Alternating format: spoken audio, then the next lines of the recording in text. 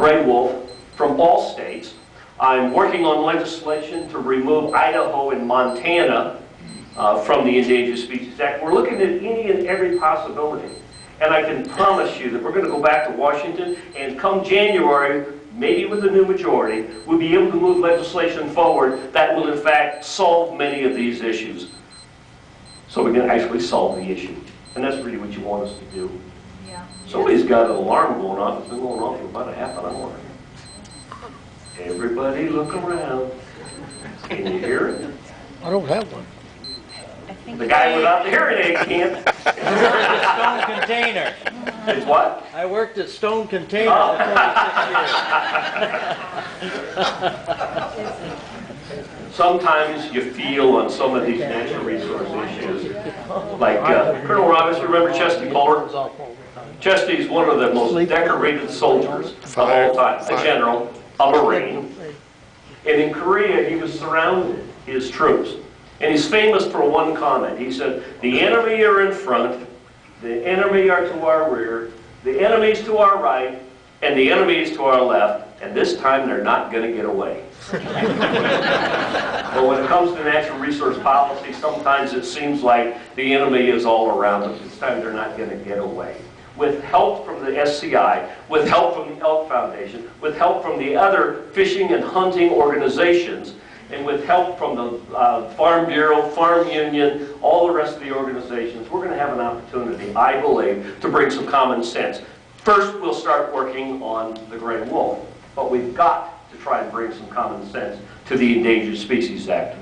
We need to put incentives in place so that when landowners find an endangered species, they're not afraid of losing their private property rights or maybe their livelihood in the forest or on the plains. We need to find ways to create incentives so that they will do, because none of us in this room and none of us in agriculture want to destroy a species. When people ask me, do I have any personal experience? Yes, I do. Now this is weird. You gotta believe that only politics in Montana can this happen. I ran against Max Bacchus in 1996. You might know that. It was kind of an ugly race. You know, we called each other a few names and we got a little cantankerous. But when I needed a partner to take over my goat operation, I raised cashmere goats for purposes of sweaters and scarves and dresses, and this goat meat is one of the fastest selling red meats in the nation, and it is #1 in the world. Who answered the call in 1999? But Max's brother, John Bacchus, John and Nina. So all my goats since 1999 have been on the Seabed Ranch between Helena and Great Falls. What's my experience with wolves? I got a call from Nina one night. She said, well, we had a little problem. The goats were all in the corrals. We were getting ready to ship to market. A wolf got in and killed 55 head. Wow. Didn't eat a one. Just killed 55 head of goats. I was talking to somebody with the Department of Livestock here, animal damage in Montana, at my wolf hearing. He said, Nina wanted to tell you she just lost one of her bucks. Cost her $500 to replace it to a wolf. And he said, she said you can tell that story. You see, these are real damages.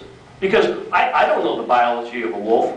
I do know every year I lose goats to a raven, or to a coyote, or to a domestic dog, or to a mountain lion, a lynx, you name it. You know, you lose it, the grizzly bear. We have all of those problems.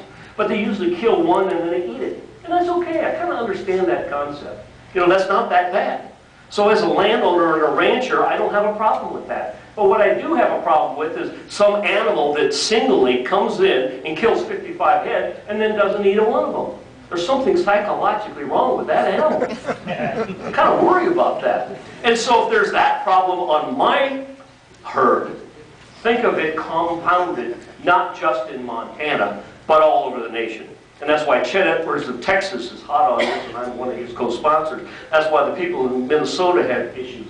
That's why the people of the state of Washington are going to be paying attention. And if we gain the majority, the new chairman of the Resources Committee will be Doc Hastings of Washington, who's already committed to bringing the endangered species reform legislation back, as has Rob Bishop from Utah, who's the chairman of the Western Caucus, because Utah is starting to see a problem as well.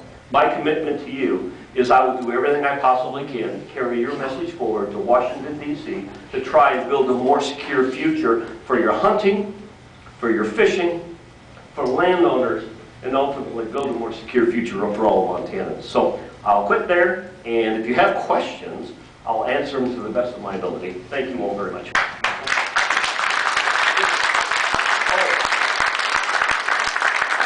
guy with the hearing problem was go first. Hey, Denny, I send you emails all the time, and I wonder, do you get them or do your staff get them, and do they write the letters back to me? I will say both, and I'll be extremely candid with you. I get over 3,000 emails a week, all right? So I can't see them all. So what we do is, to the best of our ability, I have somebody that manages the mail. I get phone calls, I get, you name it, I still get snail mail. It's called I-letter because we don't get it in Washington anymore because of anthrax. It's sent to New York, it's scanned, and it comes into us electronically. So what we do is, if we get like 200 letters having to do with illegal immigration, I don't see 200 illegal immigration letters. We bunch the 200, we come up with a response that I approve, and you get my response from my approval. I gotta almost say that sometimes when you get a little unique and creative, sometimes there's a delay in a response because the volume is so much, it creates kind of a problem for us to address it individually because of the time. And so what I try and do is I try and build